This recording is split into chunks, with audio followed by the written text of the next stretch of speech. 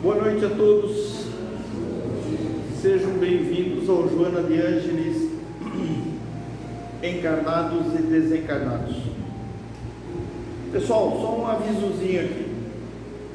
As inscrições estão abertas para o estudo da doutrina espírita e estudo da mediunidade, tá? Começa dia 7 de abril, é um domingo, das 8 às 9h30. Então, em um domingo vai ser a doutrina espírita, o estudo.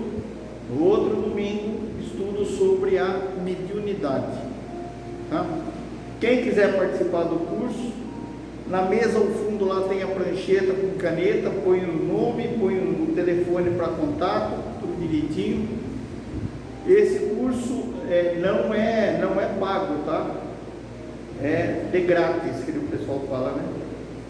É grátis, o curso é grátis, tá bom? Nada aqui, nós não cobramos nada aqui na casa, tá? Então, aqueles que querem entender um pouquinho mais sobre a doutrina espírita, tem esse curso, é interessante. Eu sei que de domingo muita gente gosta de dormir até mais tarde, né? Mas é o horário que a gente teve disponível para isso daí. No domingo, então é das 8 às 9h30, e o início no dia 7 de abril, tá ok? Nós temos um curso, já formamos um grupo de médiums de 2 anos que estava estudando. Domingo agora cedo foi a primeira reunião mediúnica desse grupo. O pessoal começou 2 anos, começa grandão, termina pequenininho, mas é normal.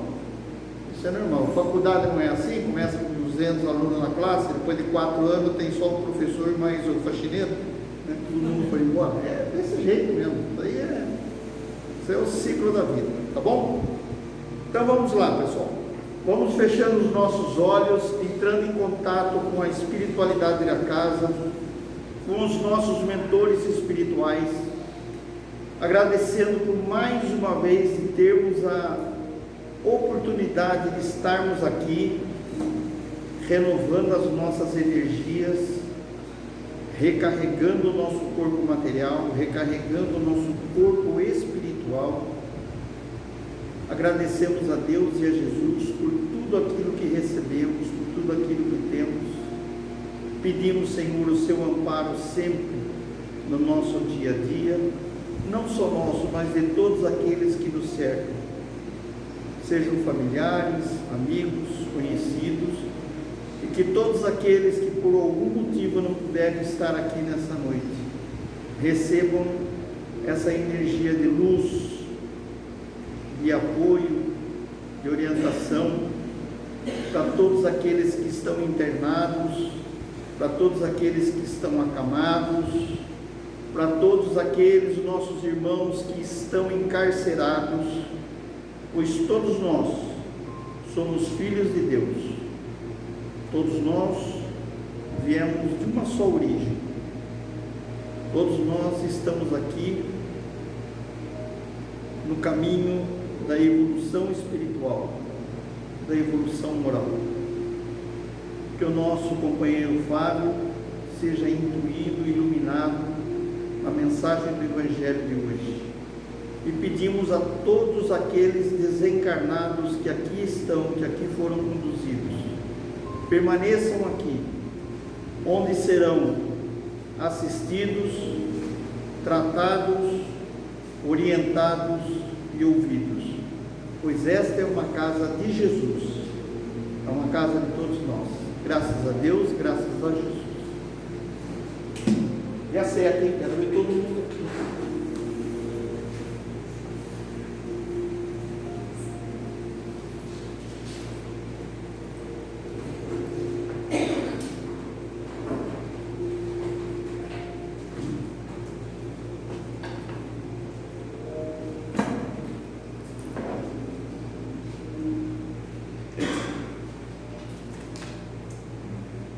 Boa noite, gente. Aqui tem um aviso, que raramente já deu.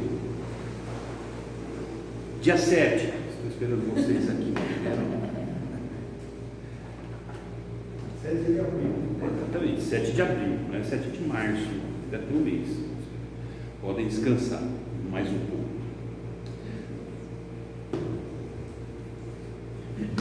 Capítulo 1 do Evangelho segundo o Espiritismo tem como título: Não vim destruir a lei. Esse título foi tirado de uma passagem do Evangelho de Mateus, em que Jesus está ensinando seus discípulos e os doutores da lei e todos aqueles fariseus que o seguiam, tentando pegá-lo em alguma arapuca, né? E Jesus disse: Não penseis que eu tenha vindo destruir a lei ou os profetas. Não vim destruir, mas cumpri-los, porque em verdade vos digo que o céu e a terra não passarão sem que tudo o que se acha na lei esteja perfeitamente cumprido, enquanto reste um único iota e um único ponto. Então, por que Jesus está falando isso daqui? Porque aquilo que ele estava pregando, para auxiliar a contextualização, vocês podem fazer remissão àquela série que está assistindo na Netflix, Os Escolhidos, que ali não é uma série bonita, né? Emocionante. E o mais legal de tudo é que aquela história, aquela série lá, ela foi baseada num livro que a gente tem à nossa disposição aqui há 2000 anos, muito mais rico em detalhes, né? Então a gente pode se emocionar ainda mais e aprender ainda mais lendo o livro que deu origem à série. Mas a série mostra bem, né? Só para a gente ter essa contextualização. Quando Jesus começa a fazer a sua pregação, quando ele começa a agir publicamente, né? Não só no ensino, mas também operando todos os seus ditos milagres, né? Aquilo começa a se espalhar entre a população. As pessoas começam a discutir aquilo que Jesus estava falando. Só que elas discutiam dentro da sua capacidade de conhecimento, de compreensão, que não era muito ampliada. E muitas dessas questões chegavam distorcidas aos ouvidos dos senhores da época, que eram os doutores da lei, os fariseus, a classe mais nobre, mais elitista da Judéia, sede do povo judeu da época. Jesus era judeu, ele pregou em território judeu.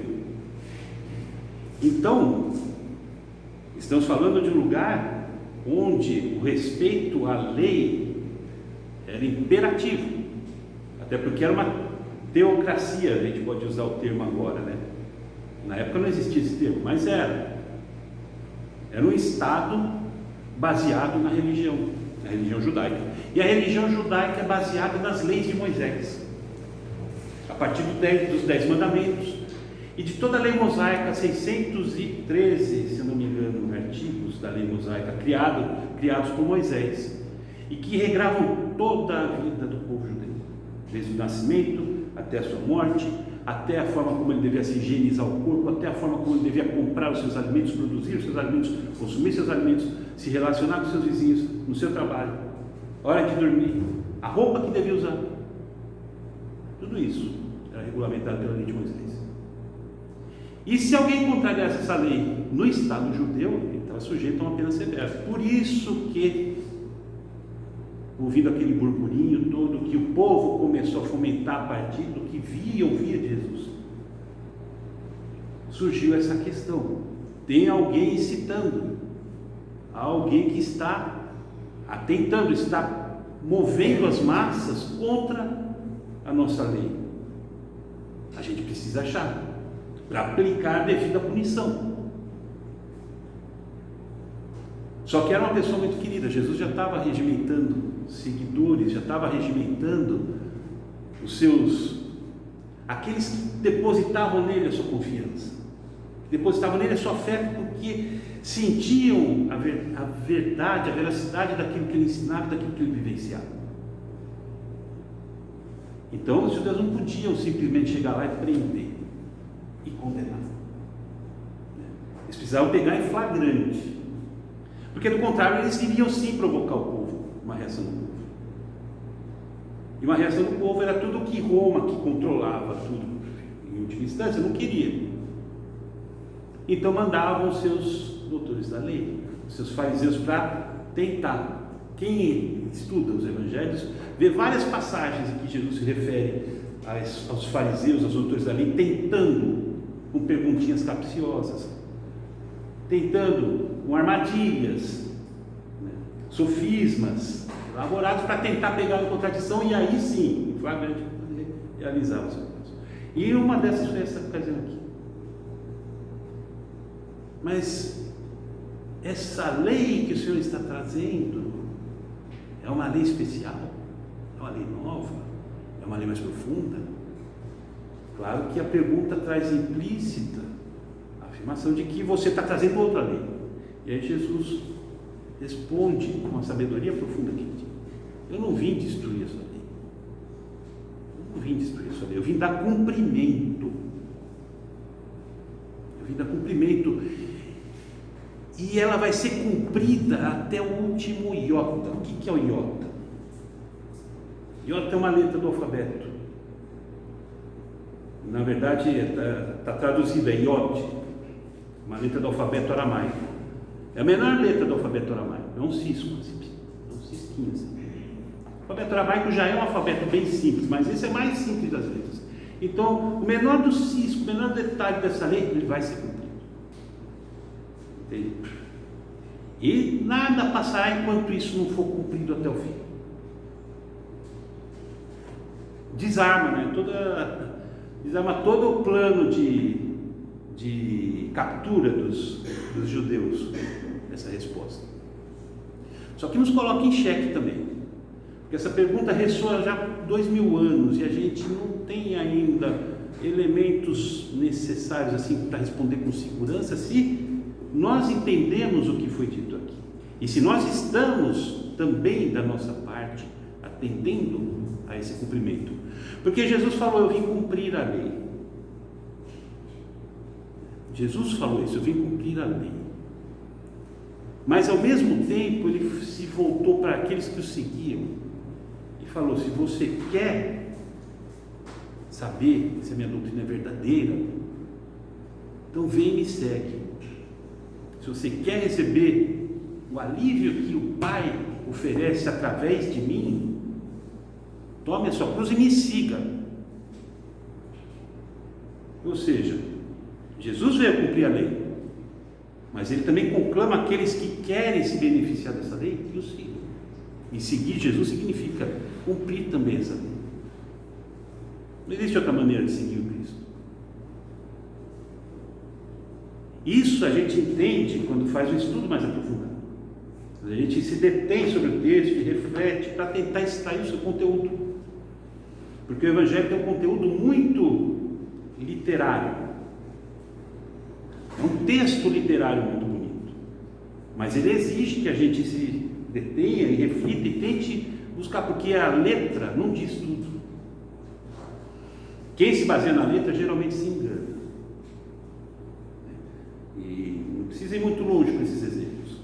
Quantas guerras baseadas em questões religiosas a gente não tem? Quanta discriminação baseada em distorções religiosas a gente não tem na nossa sociedade? Então, a letra, como Paulo depois ensinou, né, de forma resumida, a letra mata. Eu me fio na letra do texto. A letra mata, porque você não está entendendo o que está passando. O entendimento é mais profundo. Então você tem que entender, buscar e fala: bom, eu tenho que seguir o Cristo, ele conclama isso. Você quer? Então me siga. Seguir Jesus é cumprir essa lei? É cumprir essa lei. Não tem outra alternativa para isso. Daí a gente chega numa outra questão. De que lei se está falando aqui?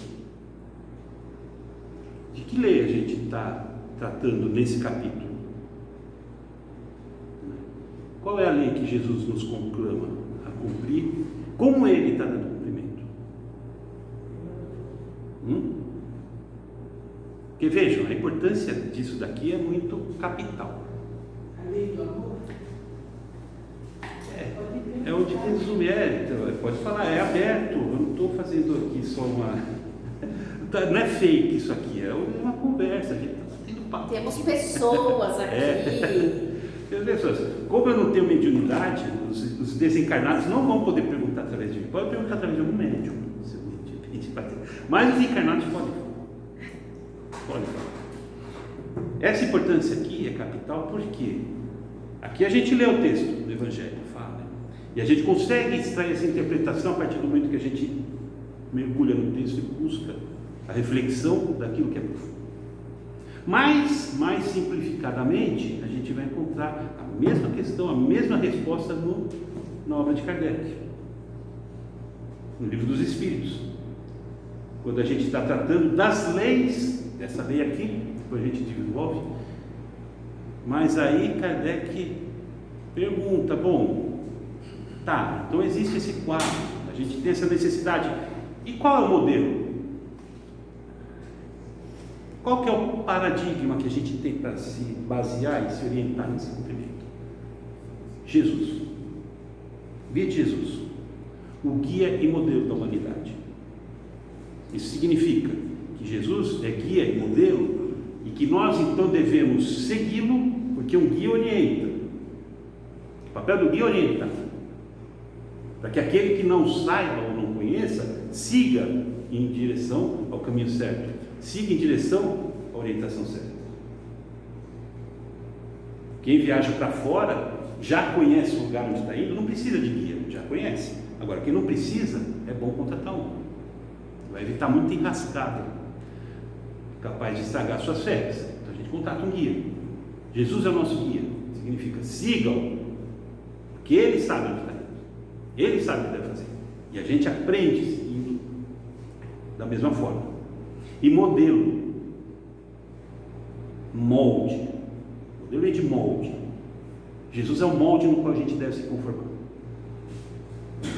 é o molde, a gente deve ser como Ele. A doutrina nos ensina isso, a partir do Evangelho. Todos nós, espíritos criados por Deus, estamos em caminho de progresso, de evolução, para atingir o quê? Atingir o estado que Jesus atingiu, na perfeição intelectual e moral. O ser mais perfeito que viveu aqui na Terra, e que, em função disso, governa esse planeta, governa os rumos, governa as formações, governa as relações e as interpolações que existem aqui. Ele conduz, em função da sua autoridade, construída a partir da sua evolução. Mas isso é algo que também está ao alcance de todos nós. Todos nós estamos destinados a isso. Mas para isso é preciso tomar esse molde. Tomar esse molde para si e se adequar dentro dele. Aquilo que excede o molde deve ser extirpado. Aquilo que falta para preencher os limites deve ser completado. Mas é preciso que a gente faça essa adequação. Guia e modelo. Bom, então se Jesus é nosso guia e modelo, tem que fazer como Ele, e ele parte dessa premissa, por isso que é o capítulo 1 do Evangelho segundo o Espiritismo, porque é o alicerce, cumprir a lei é o alicerce do prédio moral, do desenvolvimento do espírito. Que lei é essa? Já tinham dado uma resposta aqui, mas podem completar ou discutir. Que lei é essa? Porque vejam, se a gente não souber que lei é essa, a gente acha que está um pouquinho encrencado também nesse processo. Tá? Como é que eu vou cumprir uma lei que eu não conheço? E para falar, não, mas eu conheço o Código Penal bem. Inclusive eu não estou roubando, eu não estou matando, eu não estou sequestrando ninguém, eu estou praticando a lei criminal. A lei natural. Sabe, a gente é obrigada a conhecer o Código Penal, né? Bom, é obrigado, existe. Não, exatamente. O desconhecimento da lei não isenta ninguém de ser preso, isso é verdade, tem que conhecer. A gente não pode chegar e falar assim, ops, eu não sabia que dar uma surra no sujeito ia me fazer colocar em problemas, eu não sabia que era crime, dar um tapinha na orelha, não, é crime. Aí você não pode alegar desconhecimento da lei para escapar de ser preso, você vai ser processado. Se for réu primário, você vai ter sorte de não ser preso, vai pagar em cesta básica. mas vai receber a sua pena. Então não existe na lei. Isso da lei humana, agora da lei divina. Da lei natural que eu já mencionei. A lei natural. A lei de Deus. A gente também chama, Kardec também chama de lei natural. A lei natural. Essa é a que deve ser cumprida. Sempre. Por quê? Porque ela é imortal e perfeita, como Deus é imortal e perfeito. Porque é obra dele. E não é uma obra qualquer. É a lei que disciplina todos os mecanismos que realizam a nossa existência. Disciplina todos os ambientes em que o espírito busca o seu progresso. É a lei que estabelece todos os limites e todos os caminhos para que o indivíduo cresça.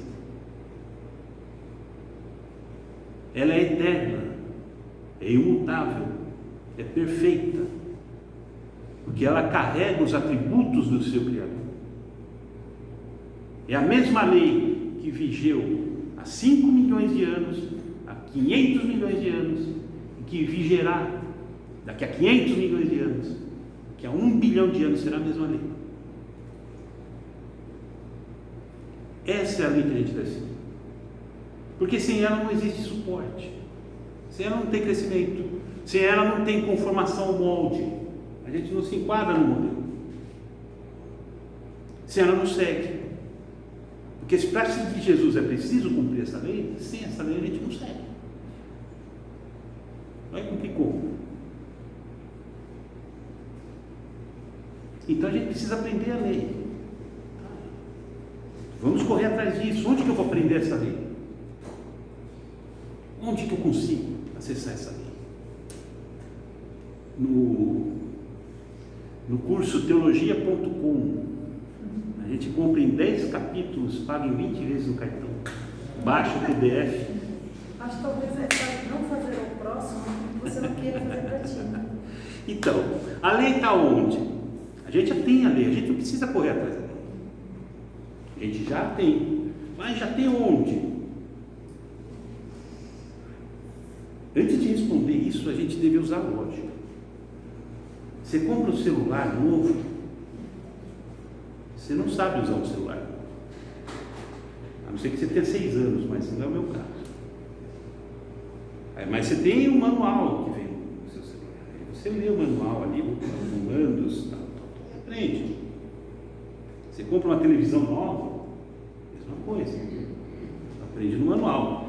Aí vem o Espírito, que é a criação mais perfeita e acabada de Deus, o ápice da sua criação, e vem ao léu. Se um fone de ouvido xing-ling vem com o manual, o espírito vai ser criado ao léu, largado ao Deus dará, tipo, crie-se na vida. Não. Por isso que os espíritos perguntam, Kardec perguntou, para os espíritos, né? Primeiro fala assim, questão 619 do Livro dos Espíritos: Deus deu a todos os homens os meios de conhecer sua lei? A resposta: todos podem conhecê-la, mas nem todos a compreendem. Essa é a questão do esforço. Os que a compreendem melhor são os homens de bem, aqueles que querem procurá-la. Entretanto, todos a compreenderão um dia, porque é preciso que o progresso se cumpra. Aí na questão 621, Kardec fala: bom, onde está escrita a lei de Deus? Na consciência. Na consciência. Então todos nós trazemos no nosso HD, já pré-instalada, o pacote das leis naturais. A gente sabe. A consciência nos intui a discernir o que é certo e o que é errado. Mas não só o que é certo e o que é errado do plano de vista das leis da Terra. Porque isso muda. A lei da Terra é volátil como é a condição do homem. O homem progride um degrau, a lei muda e acompanha esse progresso. É volátil. Mas a lei de Deus é eterna. Então a consciência nos intui o que é certo e o que é errado a partir das leis divinas, da lei natural. Então a gente sabe de antemão quando está fazendo algo que é certo, quando está fazendo algo que não é certo. É o que se chama de moral. A gente ouve falar muito de moral. A gente ouve falar muito de moral e ética, moralismo, tudo mais. Mas são conceitos que são muito misturados e que são muito confundidos. Os Espíritos deixam claro para Kardec o significado desse teor moral. É a regra íntima de viver bem, de viver de acordo com as regras certas, de acordo com a lei de Deus. Isso é quando está dentro do nosso íntimo. A consciência nos intui, mas a partir do momento que a gente se conecta à nossa consciência e age de forma consciente e não por mera intuição, conscientemente a gente decide dar seguimento a essa intuição, a gente consegue então estabelecer moralmente equilíbrio, um equilíbrio moralmente estabelecido dentro do meu íntimo, que é diferente da moral, da ética, aliás. Que a ética é a harmonia da nossa conduta com relação à sociedade em que eu vivo, os padrões médios estabelecidos pela sociedade onde eu vivo. Exemplo bem tosco para a gente visualizar facilmente essa distinção. A nossa lei proíbe a poligamia. Eu vou me casar com uma mulher, com um homem. Até porque gera problemas legais, óbvio, e muitos conflitos polifamiliares, né? Mas a pessoa então ela vai cumprir, mas no íntimo ela tinha muita vontade de ter vários homens ou várias mulheres. Isso é moral. Eticamente ele está se comportando de acordo com um padrão médio estabelecido pela sua sociedade. Ele segue aquele padrão, ele se conforma a esse padrão.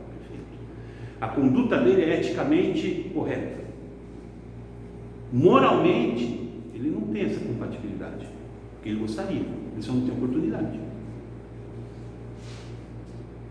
Então é preciso fazer essa conformação. Cumprir a lei significa trazer essa conformação. Antigamente era fácil, a gente resolvia tudo na força, não precisava nem pensar numa ética, em termos de comportamento social. Eu resolvia da forma que eu quisesse, de acordo com o limite das minhas forças. Se o meu vizinho fosse mais forte que eu, ele iria prevalecer. Hoje é diferente, a sociedade tem leis, tem um sistema penal que vigora, que fiscaliza o cumprimento dessas leis, que aplica sanções. Existem sanções de outras naturezas, né, indenizatórias, reparatórias, enfim. A pessoa que transgride algum aspecto das condutas médias de padrão de uma determinada sociedade, ela é submete a isso. E isso é uma forma de coagir a pessoa a agir, né, eticamente de forma correta, ou seja, respeitando a sua sociedade. Coagida, mesmo que ela seja contra. Mesmo que ela seja contra. O Corinthians empatou no frango do goleiro do Palmeiras, o vizinho está comemorando, e você, palmeirense, está com raiva, fala, você está mal na orelha, esse jeito está brocando. Não vou fazer isso. Não posso fazer isso. Mas para aqui na garganta a vontade de fazer. Poder não pode, mas vontade não é o que Exatamente. falta. Se pudesse, pela imaginação, eu faria. É uma ação espiritual. Você fala, eu cumpro a lei do homem, eu cumpro a lei da terra, porque eu sigo um padrão ético de comportamento. Perfeito. Mas e a lei de Deus? E a lei natural? Eu estou crescendo, eu estou me equilibrando em cima dela? Não. Então é preciso que seja dada atenção a esse detalhe, porque ele faz toda a diferença. Se é o capítulo 1, se é a base, o alicerce do prédio moral, que sustenta o programa evolutivo do espírito, se eu não der atenção e não me desenvolver a partir disso, a gente vai continuar caminhando em círculos, caminhar sem sair do lugar, que é o que está acontecendo em boa medida com a gente. Estamos há 2000 anos encarnando no mundo de provas e expiações. Pode ter outros tantos ainda pela frente, a gente não sabe. Mas já houve tempo para a gente readaptar o nosso padrão de comportamento. A partir de uma compreensão mais acurada desse mandamento. A gente já teve esse caso. Mais do que isso, a gente já teve a lei nos oferecida. Além de nascermos com ela instalada no nosso HD. Mas a lei que a gente tem no nosso HD, ela é fácil da gente driblar. É fácil da gente dar um perdido. Por quê? Porque cada vez mais a sociedade tem elementos que nos entorpecem, tá? O chamado da consciência. A consciência começa a acusar muito, eu tenho hoje como desligar isso. De formas cada vez mais acessíveis e multiplicadas. Desde a cervejinha, o whisky no fim do expediente, para desligar o estresse, até os tóxicos mais agudos, experiências multissensoriais inúmeras, que vão nos satisfazer os sentidos, né, de uma forma tão intensa que fazem a gente desligar a consciência. São os entorpecedores, eles têm essa finalidade, desliga. Então tudo bem, a gente está combatendo com o inimigo mais forte também, mas fora isso, para não ficar dependendo só da consciência que pode ser desligada, veio o livro, veio o exemplo. Jesus veio e trouxe, falou: você quer a lei? Está aqui, eu vou relembrar vocês como isso funciona. Mais do que isso, eu vou simplificar. Se a gente pegar toda a lei de Deus, tem muita coisa, né? A gente não faz noção do tamanho da abrangência dessas leis. Quem estuda física no colegial, meu filho está no colegial estudando física, eu falo, é lei de Deus. Não foi o homem que inventou a lei da gravidade, foi Deus que criou isso. Isso tudo veio no pacote. São leis de Deus, só que são leis mais técnicas, né, mais específicas. Agora, as leis morais, que são aquelas que nos interessam, Jesus resumiu. Falou: olha, é difícil, tem muita coisa. Por isso, vamos fazer o seguinte, eu resumo para vocês. Vou deixar bem simplificado para vocês. Tudo isso que vocês vão aprender ao longo dos milênios de sua existência até chegar na perfeição, até atingir a plenitude de suas capacidades intelectuais e morais, vocês resumem nisso aqui: amar a Deus e amar ao próximo como a si mesmo. Isso resume tudo. Isso resume tudo. Milhões de anos para trás, milhões de anos para frente, está tudo resumido nisso, de forma definitiva e permanente e imutável. Amar a Deus e amar ao próximo como a si mesmo. Faça isso e viverá no reino do céu. Jesus falou. Não precisa mais nada. O resto já é de acordo com as suas possibilidades, a gente vai conseguindo.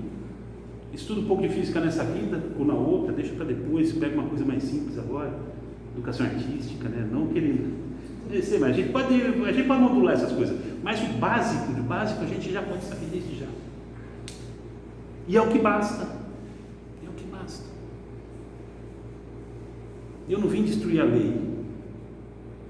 Eu vim dar cumprimento. Mas Moisés tinha lá nos mandamentos: não matarás, não adulterarás, não cobiçarás a mulher do próximo, não isso, não aquilo, e as leis mosaicas, né? Lavar a mão antes de comer, não precisava ser lei, né? Mas na época, né?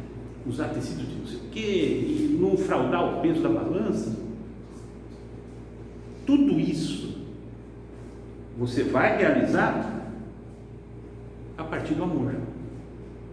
Porque quem ama o próximo não vai matar o próximo, não vai roubar o próximo, não vai trair o próximo, não faz nada de mal para o próximo, não causa mal para o próximo. Por isso que está tudo resumido nisso. Você não precisa estudar mais nada, você não precisa mergulhar em mais nada. É praticar a lei a partir da sua essência, do amor. E vejam, não estamos falando de amor, love story, não é isso. É amor, respeito. é amor benevolência, é amor tolerância, é amor indulgência, é amor perdão. São coisas assim básicas para manter um equilíbrio no nosso relacionamento, na nossa vivência interpessoal. Coisas básicas. Respeitar o entendimento do outro, ouvir o problema do outro, querer oferecer o que tenho para ajudar o outro, dentro das capacidades, mas o que importa é fazer diferente, é ser útil, é fazer o bem, porque a lei de Deus, ela é a suma do bem, não precisa mais que isso. Aí a gente volta, né, e recapitula tudo isso e fala assim, isso no fundo era algo que a gente pode falar que não sabia, a gente sabe. Nenhum de nós desconhece isso. Essa é uma realidade que nenhum de nós desconhece. Aí você fala, então eu perdi meia hora aqui ouvindo uma coisa que eu já sabia. É basicamente isso. A gente está repisando coisas que na verdade nenhum de nós pode alegar que desconhece. Primeiro porque já está aqui. Segundo porque além da consciência, a gente já trouxe isso explicitamente há 2000 anos com o mestre dos mestres, que nos trouxe, nos exemplificou e falou, está aqui. E que isso ainda vem 2000 anos sendo reiterado, a partir de todos os prepostos que Jesus nos envia, de tempos em tempos, para relembrar isso, pelo exemplo. A gente teve Chico Xavier aqui, vivendo aqui 300 quilômetros daqui de Tupacentos, Uberaba. Quase 100 anos aqui vivendo isso. A gente lembra dos livros que ele psicografou, de todas as cartas, claro, ele foi um médium, uma tarefa, mas mais do que isso, a vida dele é o exemplo. Como foram de tantos outros exemplos que a gente tem aqui no Brasil mesmo. Irmã Dulce, Adivaldo, de tantas outras pessoas durante o Império, na época da Guerra do Paraguai, que criaram instituições para ajudar pessoas que sofriam por causa da guerra, órfãos, escravos libertos, enfim, tanta gente que fez. A gente pesquisar, a gente vai encontrar esses exemplos ali, palpitando na nossa cara, nos mostrando, nos relembrando, olha, é aqui, é a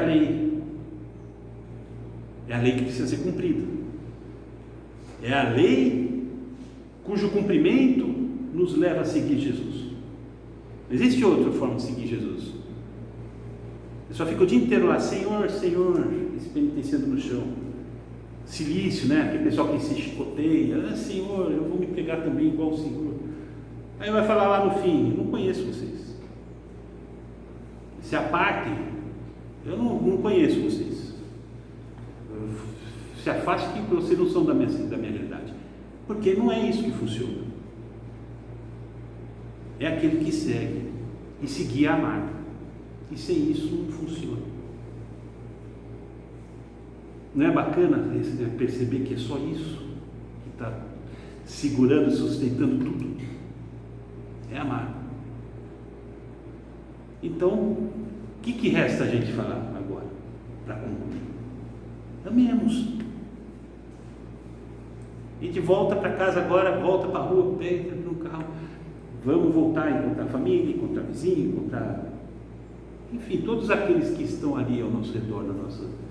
E amemos. É só o que precisa. A partir daí a gente constrói o resto. Misericordiosos, pacificadores, brandos, todas essas qualidades a gente constrói depois, a partir desse ponto. Então, como não falei nenhuma novidade para vocês, mas eu peço, reitero, leiam, estudem, reflitam, capítulo 1 do Evangelho segundo o Espiritismo, Livro dos Espíritos, capítulo 1 do livro 3º, As Leis Morais, que aí depois a gente pode ver com calma, uma por uma, das 10, né, que Kardec resumiu aqui no Livro dos Espíritos, para a gente entender os aspectos múltiplos dessa lei. Mas todos eles estão resumidos nisso. Não precisa dar importância para isso agora. É amor. Amemos. E está tudo cumprido. Então eu agradeço a paciência, agradeço a presença. Que Deus abençoe a todos. Que vocês tenham uma excelente semana. Com muito amor. Muito amor na vivência, no dia a dia, no cotidiano, tudo o que for necessário.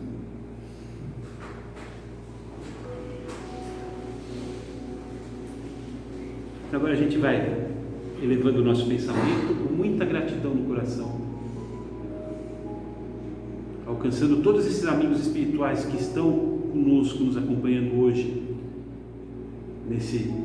nessa nova oportunidade de estudos, de reflexão, de meditação sobre o Evangelho do Cristo, sobre a doutrina espírita, e que nos intuem a conseguir extrair as melhores compreensões, os mais profundos entendimentos desse conteúdo bendito, que estão ao nosso lado, compartilhando essa jornada conosco, se alegrando com os nossos avanços, com as nossas conquistas e nos incentivando a prosseguir diante dos nossos tropeços.